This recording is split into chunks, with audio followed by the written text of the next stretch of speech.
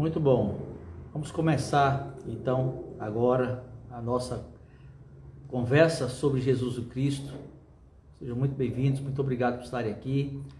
E hoje nós vamos falar sobre o capítulo 17 do livro Jesus o Cristo, o Sermão da Montanha.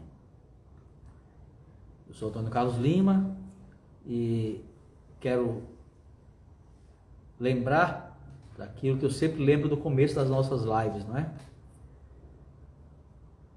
Nós não estamos em um curso, nós estamos aqui numa conversa entre irmãos, uma conversa entre cristãos ou não cristãos a respeito do Salvador Jesus Cristo. Sejam muito bem-vindos e compartilhem seus pensamentos, compartilhem seu sentimento, suas perguntas no nosso chat, e eles também são muito bem-vindos, seus pensamentos, comentários e perguntas e sentimentos a respeito do que nós aprendemos hoje aqui. Eu também quero lembrar que essa nossa live não substitui o seu estudo pessoal do Evangelho. Nós temos o dever de estudar e o privilégio de estudar diariamente o Evangelho, por meio das Escrituras, por meio dos ensinamentos.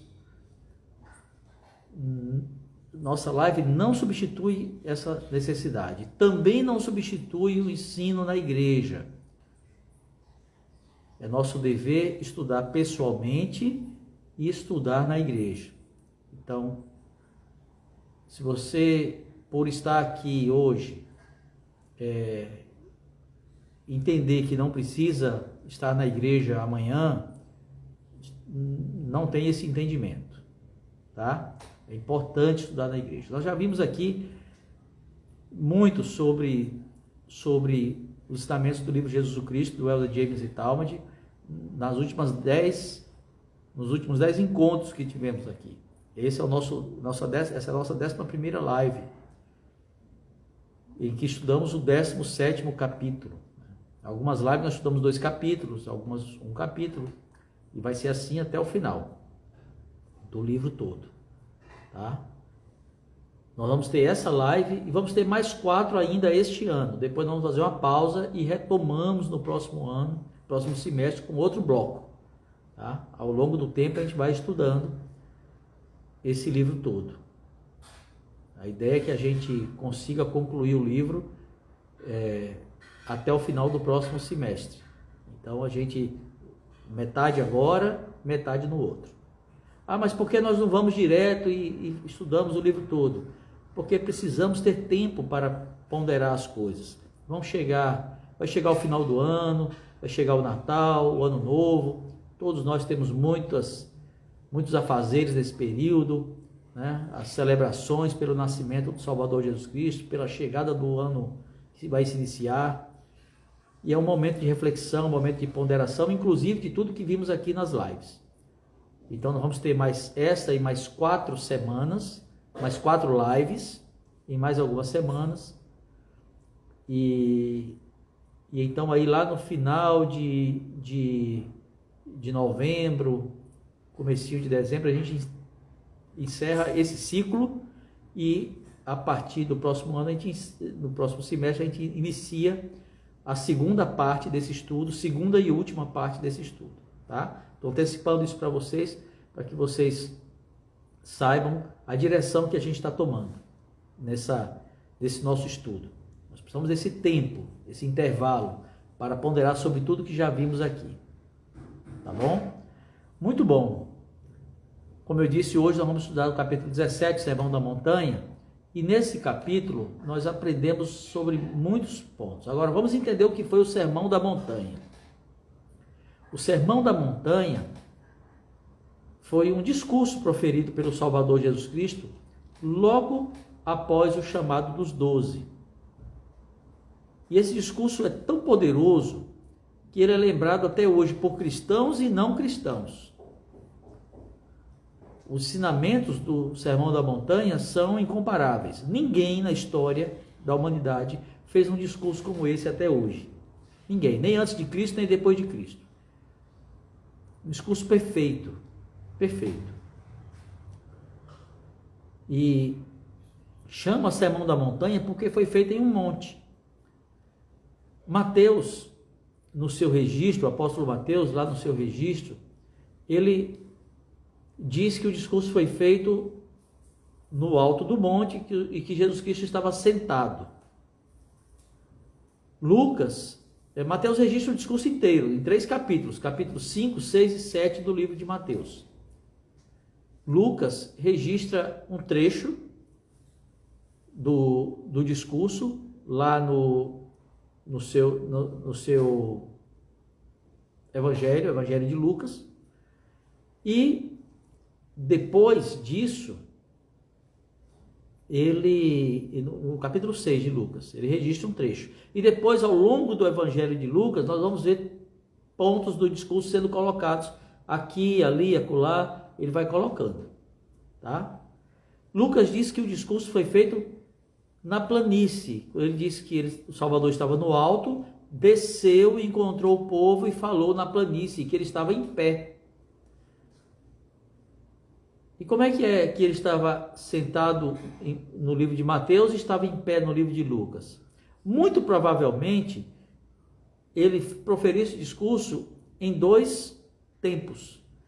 Provavelmente o Salvador Jesus Cristo estava no alto da montanha com os seus discípulos, com os 12, talvez com alguns mais chegados dele, dando instruções diretas, e depois dali, ele desceu e fez a outra parte do discurso, mais geral, para o povo que estava lá embaixo, na planície, e ali ele falou em pé. Provavelmente ele falou sentado sobre o monte, porque ele estava só com os poucos discípulos mais próximos. Talvez só os 12, talvez mais alguns. E depois ele desceu, e como a multidão era maior, ele ficou em pé e falou para essa multidão. Mas o discurso não foi algo preparado por ele, por outro apóstolo, não foi um show, um espetáculo, não é nada disso. O Salvador falou da sua doutrina e falou com propriedade, como diz a Escritura, como quem tem autoridade, e falou para aquelas pessoas que estavam ali. Tá? Nós temos também no livro de Mórmon um registro do Sermão da Montanha. O Salvador repetiu esse discurso para os nefitas depois da sua ressurreição aqui nas Américas, em sua visita aos nefitas aqui nas Américas. O discurso do livro de Mórmon é mais completo. A gente percebe, lendo o discurso que está no livro de Mórmon, que há alguns pontos do livro de Mateus que provavelmente ficaram pelo caminho, ao longo dos séculos de traduções com copistas não inspirados até. Nós sabemos que a Bíblia perdeu muitos pontos, alguns fragmentos aí de textos, e há uma possibilidade do livro de Mateus, o que nós temos hoje, não ser a completude daquele discurso, porque provavelmente o Senhor não ia fazer um discurso de um jeito no lugar e do outro no outro. Tá? Também temos a tradução de Joseph Smith da Bíblia, a versão inspirada, que traz alguns ajustes em discurso, em certos pontos do discurso, conforme registrado na Bíblia. Tá? De todo modo, o que nós temos na Bíblia é o que nós temos hoje, é a palavra inspirada de Deus, e nós seguimos a Bíblia, nós cremos na Bíblia, o quão correta for a sua tradução. Essa é a nossa regra de fé dos santos dos últimos dias. Ele inicia o discurso falando das bem-aventuranças. Vamos entender o que é uma bem-aventurança. As bem-aventuranças são também chamadas de beatitudes. E a palavra bem-aventurança significa ventura sublime, ou estado de completa felicidade. As bem-aventuranças ou as beatitudes são bênçãos do Senhor. As bênçãos especificadas no Sermão da Montanha e a felicidade que vem dessas bênçãos a gente só vai ter por completo, na sua plenitude, depois da nossa ressurreição. Não nessa vida. Nessa vida nós vamos ter parte dessas bênçãos, mas não plena. Não plenas. Nós vamos ter a maior plenitude no mundo vindouro. As bem-aventuranças mostram os atributos que nós precisamos ter para alcançar as bênçãos, as bem-aventuranças. Mas nessa vida, só a alegria de consciência, de saber que estamos fazendo aquilo, já é uma recompensa. Essa é uma verdade. Tá? A primeira bem-aventurança que o Salvador fala é: bem-aventurados os pobres de espírito, porque deles é o reino dos céus. Bem-aventurados os pobres de espírito. O mundo usa essa expressão pobre de espírito de um jeito muito estranho. Não é o modo como o Salvador falou. Não é como o Evangelho prega. Pobre de espírito é ser humilde, é ser ensinável, é ser doutrinável. O pobre de espírito é quem reconhece humildemente a sua dependência de Deus. Esse é o pobre de espírito. Desses é o reino dos céus. Do que reconhece que depende de Deus, do que é humilde, do que permite ser ensinado. Esse é o pobre de espírito. Bem-aventurados os que choram, porque eles serão consolados. É a próxima bem-aventurança. Veja, a bem-aventurança é porque eles serão consolados, é o consolo. O atributo é os que choram. Bem-aventurados os que choram, porque eles serão, ou seja, abençoados são os que choram. Abençoados como? Serão consolados. É assim que a gente lê as bem-aventuranças. Nessa vida nós enfrentamos muitos desafios, enfrentamos muitos problemas. Muitos. Mas se nós estivermos dispostos a submeter a nossa vontade à vontade de Deus, estou ajustando aqui a câmera, peraí, pronto. Se nós estivermos dispostos a ajustar a nossa vontade à vontade de Deus, o Ulisses Soares fez um discurso nessa conferência agora sobre isso, sobre alinhar nossa vontade à vontade de Deus. Se nós fizermos isso, nós, ainda que choremos, vamos ser consolados. Quando nós lamentamos nossas perdas, nossas provações, nossos desafios nessa vida, nós recebemos a promessa de que vamos ser abençoados, se perseverarmos. O Senhor vai enviar o Espírito Santo. O Espírito Santo é o Consolador. É Ele que nos consola. Agora, nós estamos falando aqui do choro, né, que o Salvador cita, os que choram, ou seja, os que se entristecem, os que lamentam, os que sofrem a perda, por algo justo. É a tristeza segundo Deus, como Mormon ensina, né? Não a tristeza segundo o mundo, porque a tristeza segundo o mundo é quando a pessoa se lamenta porque não pode continuar pecando. Mas quando nós lamentamos por uma perda justa, uma perda de algo justo, ou lamentamos por um erro que cometemos e assim nos arrependemos, isso vai ser abençoado. E isso vai nos trazer bênçãos. A próxima bem-aventurança diz: bem-aventurados os mansos, porque eles herdarão a terra. Vocês já viram uma pessoa mansa? O mundo também classifica os mansos de um jeito muito estranho, como se fossem tolos.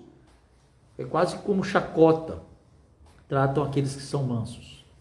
Porque o mundo quer que as pessoas tratem umas às outras com violência, devolvendo na mesma moeda, né, as coisas. O manso é o que é gentil, é o que é bondoso, é o que é humilde, é o que é paciente, o que é tolerante. Esse é o manso. É o contrário daquele que é orgulhoso, daquele que tem um ar superior. sabe aquelas pessoas que olham para os outros de cima para baixo, que é convencido. Esse não é manso. O manso é bondoso, é gentil, é paciente, é tolerante. Esse é manso. O Salvador demonstrou a mansidão dele quando ele disse ao Senhor, disse ao Pai: não se faça a minha vontade, senão a tua. Isso é ser manso. É permitir que a vontade do Senhor seja feita em lugar da nossa. Nós precisamos ser mais gentis, precisamos ser mais bondosos com as pessoas. Isso é ser manso. Eu sei que hoje em dia você ser gentil, às vezes causa até estranheza de algumas pessoas. Você ser gentil hoje em dia causa até motivo de você ser ridicularizado, a depender da situação. Eu sei que é assim. Mas a gente precisa pagar o preço de ser como o Salvador disse para a gente ser. A próxima bem-aventurança é: bem-aventurados os que têm fome e sede de justiça, porque eles serão fartos. Nós podemos nos aproximar de Deus ao buscarmos seguir os ensinamentos dele e aprender mais sobre ele. Quanto mais conhecimento de Deus nós tivermos, mais ele vai nos abençoar. Sede e fome de justiça é sede e fome de aprender sobre Deus e de obedecermos a Deus. Isso é sede e fome de justiça.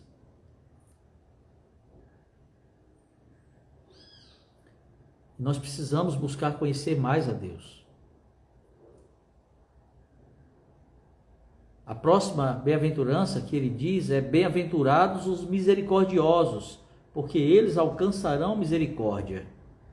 Jesus Cristo foi nosso exemplo perfeito de como ser misericordioso. Lembram lá na cruz, quando ele estava sofrendo sua pior agonia?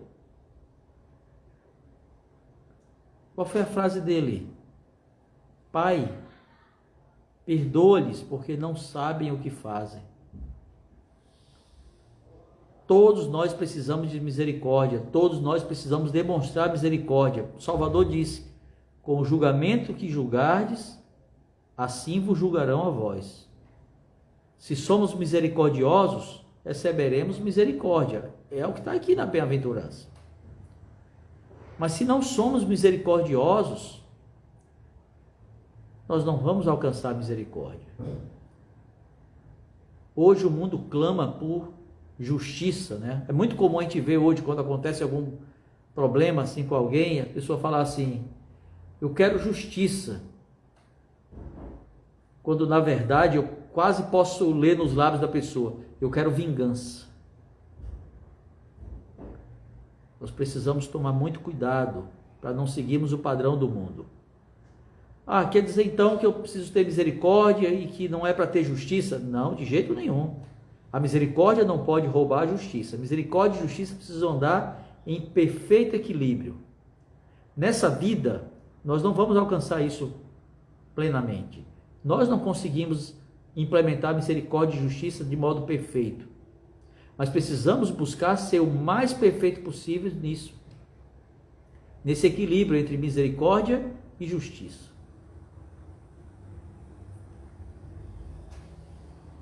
Ainda vai ser necessária a ação da justiça.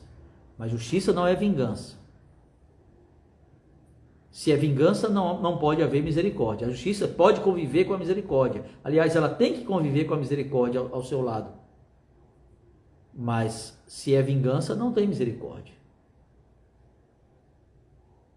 E o Senhor nos disse para sermos misericordiosos. A próxima bem-aventurança é: bem-aventurados os puros de coração, porque eles verão a Deus. É bem claro, o Senhor vai se mostrar àqueles que forem puros de coração.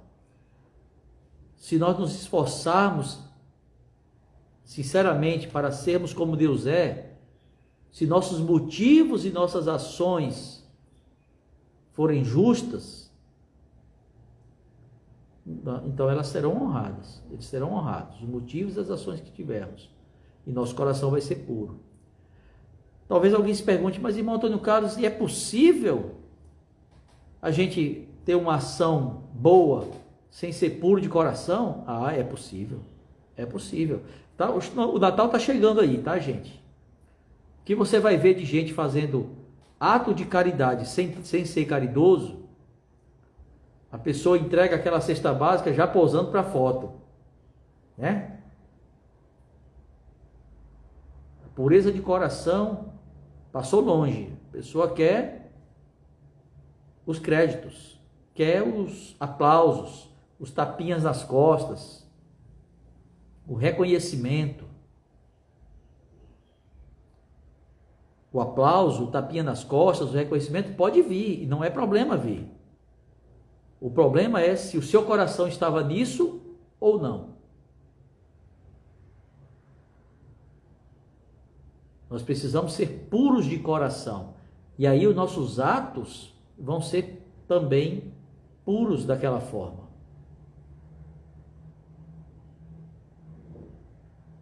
É isso que nós precisamos, ser puros de coração. Para que nós tenhamos a capacidade plena de ser abençoados. Porque ele disse, eles verão a Deus. Quer bênção maior do que essa, do que ver a Deus? A pureza de coração precisa estar em nós, nas nossas atitudes, nos nossos atos. E aí entra algo muito interessante, muito importante, que é o piloto automático. Nós podemos cair ao longo dos anos no Evangelho, na igreja, no nosso trato com as coisas de Deus, podemos cair na armadilha de ligarmos o piloto automático. Piloto automático, você sabe o que é, né? No avião, os pilotos, tem 2 pilotos ali geralmente, e eles sobem, e quando o avião estabiliza no ar, eles então ligam o piloto automático. Às vezes já é automático, né? O próprio computador de bordo ali já liga aquilo ali. Porque a rota está traçada. Já se sabe as condições e tudo mais. Liga o piloto automático, ele vai conduzir aquele avião perfeitamente. Eventualmente, alguma necessidade, o piloto pode tomar o controle de novo, mas geralmente o piloto automático vai levar até lá. O piloto vai tomar de volta para pousar o avião. Isso na aviação tem suas vantagens, no Evangelho não. Nunca. Muito cuidado para não ligar o piloto automático. Muito cuidado. É muito fácil fazer as coisas na igreja, fazer as coisas do Evangelho, só porque sabemos como faz. Sem nenhum componente espiritual no nosso coração. Sem o nosso coração ter aquela pureza, ter aquele sentimento, sem o Espírito estar presente. É fácil, quando você aprende, você faz. Liga o piloto automático e faz. Mas esse é o jeito errado. O jeito certo é aprender, mas ainda assim fazer sempre com o Espírito. Esse é o jeito certo. Muito, muito cuidado mesmo com o piloto automático. A próxima bem-aventurança é: bem-aventurados os pacificadores, porque eles serão chamados filhos de Deus. O presidente Russell M. Nelson, presidente da Igreja de Jesus Cristo dos Santos dos Últimos Dias, tem falado muito sobre sermos pacificadores. Acho que nos últimos 2, 3 anos, esse foi um dos assuntos que ele mais falou. Sermos pacificadores. Jesus Cristo é o príncipe da paz. E ele nos incentiva a seguir o seu exemplo.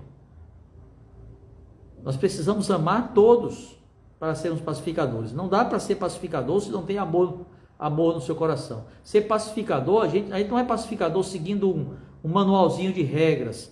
É assim, está escrito aqui, você vai ser pacificador fazendo isso. Não é assim não, isso é com amor no coração. Precisamos ser pacificadores. Mais uma vez, o mundo busca por vingança. O mundo busca por devolver as coisas na mesma moeda. Mas nós precisamos ser pacificadores. E isso nos leva à última bem-aventurança, que ele diz: bem-aventurados os que sofrem perseguição por causa da justiça, porque deles é o reino dos céus. O reino dos céus, mais uma vez prometido aqui, ó. O reino dos céus tem sido prometido, foi prometido lá também para os pobres de espírito, e agora prometido também para os que sofrem perseguição por causa da justiça. Ó, nós vamos enfrentar muitas críticas da sociedade em geral por seguirmos Jesus Cristo. Familiares, colegas de trabalho, vizinhos, amigos, tanta gente vai nos criticar. Por que você veste esse tipo de roupa que não deixa exposto o seu corpo? Por que você vai para a igreja no domingo e não vai para a praia? Por que você obedece à palavra de sabedoria, se abstendo de álcool, de fumo e outras substâncias nocivas ao corpo? Por que você paga o seu dízimo em vez de comprar mais coisas para você, usar esse dinheiro para se divertir?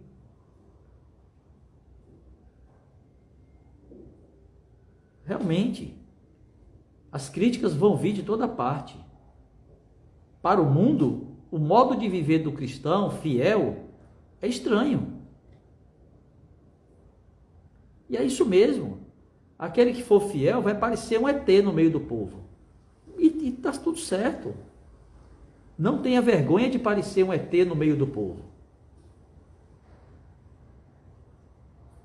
A fidelidade aos mandamentos não nos torna melhor do que ninguém.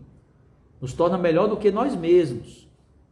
Eu preciso ser hoje melhor do que eu fui ontem e ser amanhã melhor do que eu sou hoje. Esse é o ponto. Não é ser melhor do que outra pessoa. Mas nós somos diferentes.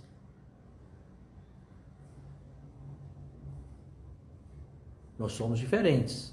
Ah, você jejuma uma vez por mês? Ainda pega o dinheiro e ainda doa para os outros? Ah, eu não consigo não, dá para ficar não, sem comida não. Não, dá. Se milhões do mundo todo fazem isso da igreja, então qualquer pessoa que quiser fazer, pode. Mas é um comportamento que para o mundo parece estranho.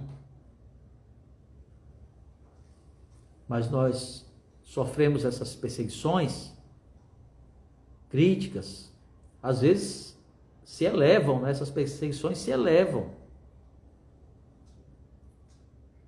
Você não vai ser promovido, porque você é a pessoa que não vai ser de confiança do chefe, porque o chefe quer alguém que minta, quando ele precisar que minta, que mude ali uns numerozinhos quando ele precisar que mude, que passe um colega para trás, e você não vai fazer isso, então você não pode ter esse cargo de chefia.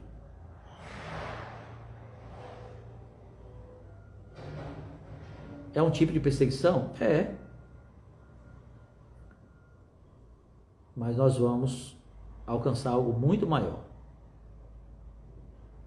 Nós precisamos viver com coragem os princípios de Deus e da igreja. Precisamos viver com coragem. O Senhor vai nos abençoar nessa vida e na eternidade por isso. Precisamos ter coragem de parecer um ET no meio da sociedade. Por nos vestirmos diferente, por falarmos diferente, por ter uma conduta diferente, por vivermos mandamentos que as pessoas consideram tolice. Precisamos ter coragem, precisamos não nos envergonharmos do Evangelho de Cristo, como ensinou o apóstolo Paulo.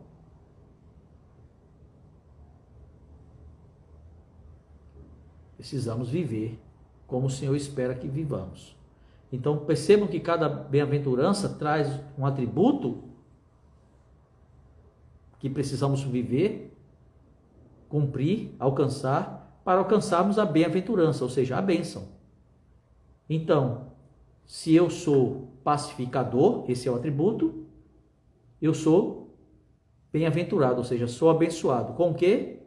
Porque eu vou ser chamado filho de Deus. É assim que a gente lê as bem-aventuranças. E ser chamado filho de Deus é o que nós estamos buscando aqui. O mundo fala assim, eu também sou filho de Deus. Já ouviram essa expressão? Todo mundo se autodeclara filho de Deus, né? E está certo que todos nós somos filhos de Deus porque fomos criados por Ele. Mas o que está se falando aqui é nos tornarmos filho do Salvador Jesus Cristo. Tornarmos filhos do Salvador Jesus Cristo. Nos tornarmos a igreja do primogênito, como está escrito nas Escrituras. Está nas Escrituras. Porque o Salvador Jesus Cristo herda tudo que o Pai tem, inclusive a nós. Mas serão chamados filhos dele aqueles que forem fiéis. Essa é a nossa busca. Agora, como é que a gente alcança isso? Como é que a gente vive desse jeito? No próprio capítulo 5 do livro de Mateus, naquele sermão da montanha, o Salvador disse no versículo 48: Sede vós, pois, perfeitos, como é perfeito o vosso Pai que está nos céus. Uai, mas como é que eu vou ser perfeito? Dá para alcançar a perfeição? Isso aqui é um mandamento, tá, gente? Isso aqui não é uma sugestão de Jesus Cristo, não. Se der, quem sabe, contudo, todavia, entretanto. Não. Sede vós, ou seja, ele está ordenando, está dando um mandamento. Mandamento não é sugestão. Mandamento vem de mandar, dar ordem.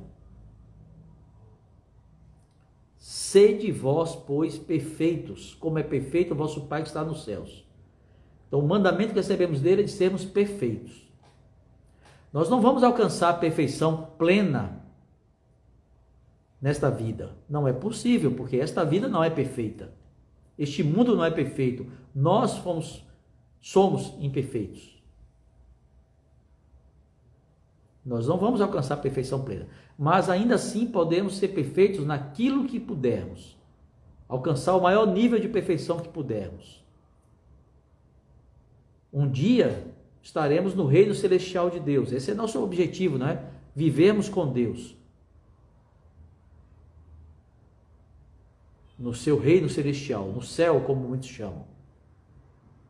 Mas para estarmos lá, precisamos viver aqui no padrão desse lugar. Eu não posso querer viver aqui numa vida mundana e no último dia, no dia do julgamento, eu ser transformado de mundano para celestial num passe de mágica, como se fosse. Não funciona assim. Cada um vai receber aquilo que merece pelo que viveu nessa vida. Então, nessa vida eu preciso viver no padrão celestial para alcançar o direito de viver no reino celestial, no padrão celestial. Mas como é que eu vivo num padrão celestial em um mundo telestial? Esse mundo é telestial. Existem 3 reinos de glória: o reino celestial, o reino terrestrial, que é o reino, que é o padrão, é aquele do Jardim do Éden, que Adão e Eva viviam. Não é perfeito, mas era um padrão já mais elevado do que o reino inferior, que é o celestial, que é o que o mundo vive hoje. Para quem quer saber o que é o reino celestial, é esse mundo que nós vivemos hoje. Quem estiver satisfeito com isso que a gente tem hoje, corrupção, maledicência, desonestidade, intrigas, discórdia, quem estiver satisfeito com esse tipo de coisa que nós temos hoje no mundo, com esse tipo de comportamento, de conduta, é só seguir o mundo e vai estar no reino celestial, porque o padrão é esse aqui. Mas quem não está satisfeito com isso, quem quer algo melhor, tem que viver o padrão celestial nesta vida. Repito, vai parecer um ET no meio dos outros. É isso mesmo. Mas não me envergonho disso, de parecer um ET no meio dos outros. No fundo, as pessoas admiram. No fundo, as pessoas queriam fazer igual. Muitas não têm a coragem necessária. Por isso, nosso dever é pregar o evangelho a todos, para encontrar aqueles que o Senhor já escolheu, aqueles que estarão dispostos a fazer a mesma coisa, a seguir a Deus. Agora, como é que a gente alcança a perfeição? Dia a dia. Dia a dia. No mesmo discurso Sermão da Montanha, o Salvador foi nos ensinando. Ele mostrou como era na lei de Moisés, que era uma lei inferior, uma lei preparatória, e como é no Evangelho de Cristo. O Evangelho de Cristo é o padrão celestial. Lei de Moisés, Evangelho de Cristo. E ele ensinou isso. E mostrou como é que nós podemos atingir essa perfeição. Ele disse, olha, na lei de Moisés era assim, ele disse, Mateus capítulo 5, versículo 21 em diante, eu vou lendo aqui, tá, gente? Ele disse assim, ouvistes que foi dito aos antigos, não matarás. Essa era a lei, né? Não matarás. Aí ele complementa, eu vos digo, porém, que qualquer que se encolerizar contra seu irmão será réu de juízo. Não matar não é suficiente, é para não ter raiva também, não ter cólera, não se encolerizar com o outro. Percebe que a lei do Evangelho de Cristo é mais elevada, é uma lei que exige mais de nós, mais sacrifício, uma maior transformação, porque só não matar já é alguma coisa, mas eu não mato, mas também não quero falar com o outro, fico com raiva. Não. Ele disse, não se encolerizar. Aí ele disse assim, ouvistes que foi dito aos antigos, não cometerás adultério. Não cometa adultério, tá certo, né? É isso mesmo. O que é adultério? É a relação sexual fora do casamento por alguém que por alguém que esteja em um casamento. Seja a relação com alguém que esteja em outro casamento ou não. Fornicação é quando a relação sexual é com duas pessoas que não são casadas. Relação sexual só deve ser mantida por pessoas que estão em um casamento, em um mesmo casamento, um homem e uma mulher que são casados. Qualquer coisa fora disso, ou é fornicação, se for entre solteiros, ou se for entre solteiro e casado, ou casado e casado, de dois casamentos diferentes, aí é adultério. Esse é o mandamento de Deus. E ele disse, o mandamento na lei de Moisés era, não cometerás adultério. Ok. Mas ele disse, olha, eu vos digo, porém, que qualquer que olhar para uma mulher para cobiçar, já em seu coração cometeu adultério com ela. Ó, o sarrafo lá em cima, ó. Compreendem como o Evangelho de Cristo é superior?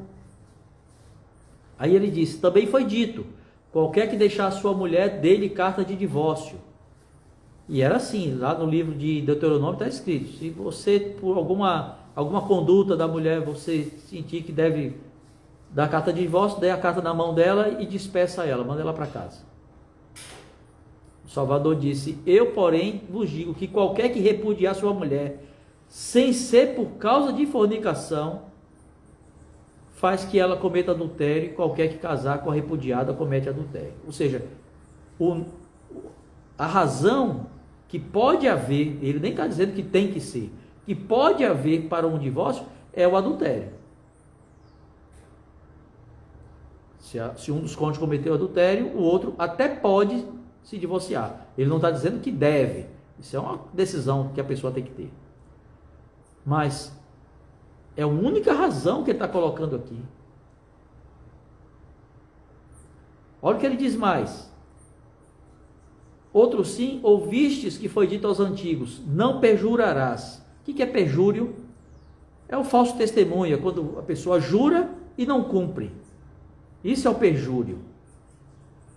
A pessoa mente no seu juramento. Mas podia jurar. Só não pode perjurar, ou seja, não pode mentir no juramento.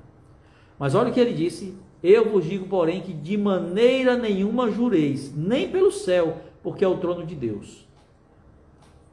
Quantas vezes você escuta uma pessoa dizer durante o seu dia: eu juro, jura por Deus, jura pelo trono de Deus, jura pelos filhos, pela mãe morta que não sei o que. Já ouviu? Eu já.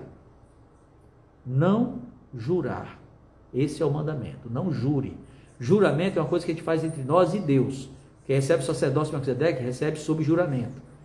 Fazemos juramentos nos templos de Deus. Fora isso, não juramos. Esse é o mandamento. Olha o que ele disse mais aqui. Ouviste que foi dito olho por olho e dente por dente. Parece injusto, não é? Ah, machucou meu olho, vou machucar o seu também. Parece injusto.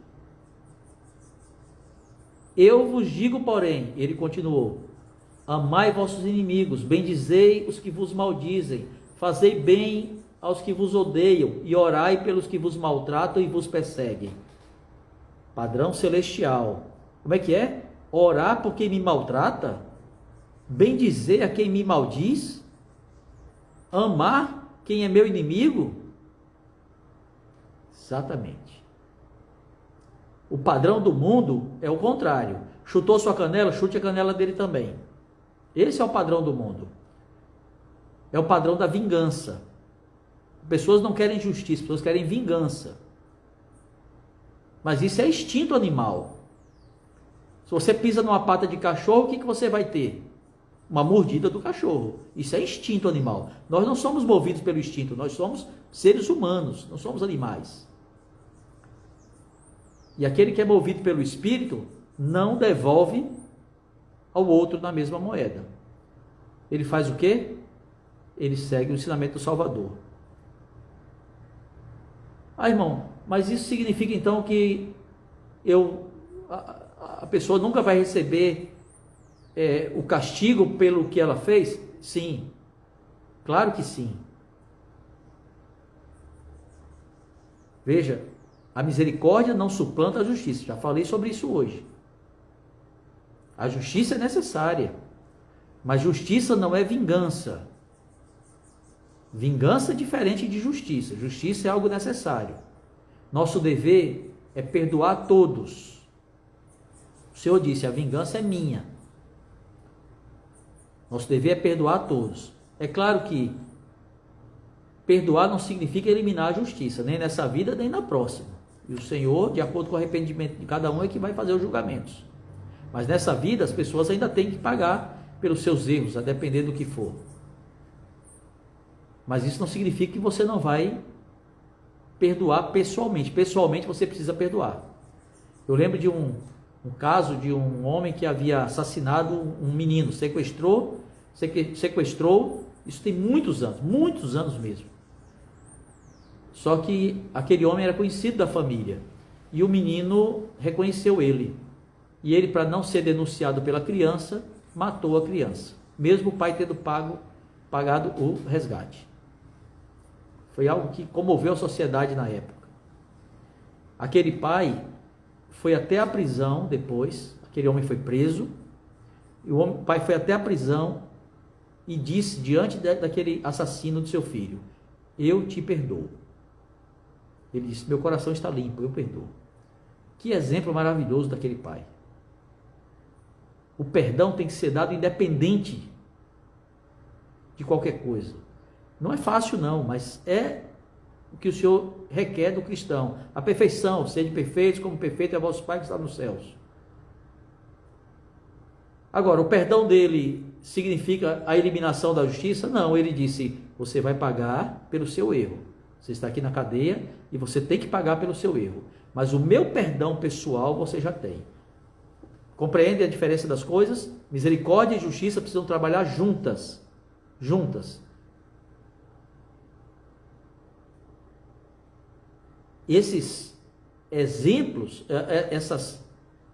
esses mandamentos que o Senhor deu da lei do Evangelho de Cristo, ou seja, o Evangelho de Cristo maior que a lei de Moisés. O Evangelho de Cristo é o padrão celestial. Percebe? O sarrafo era aqui, agora está aqui. E ele disse o quê? Que nós precisamos viver. Isso, quando nós começamos a viver nesse padrão celestial, nós começamos a cumprir aquele mandamento de Sede vós, pois, perfeitos. Começamos a atingir a perfeição. E começamos a atingir o nível de alcançarmos as bem-aventuranças. Percebe que tudo está ligado, uma coisa a outra está ligada, uma coisa está ligada a outra. Passamos a ter direito às bênçãos. Ah, mas eu não vou alcançar isso tudo nessa vida num nível pleno. É verdade, já falei sobre isso hoje. Não vai, não tem como.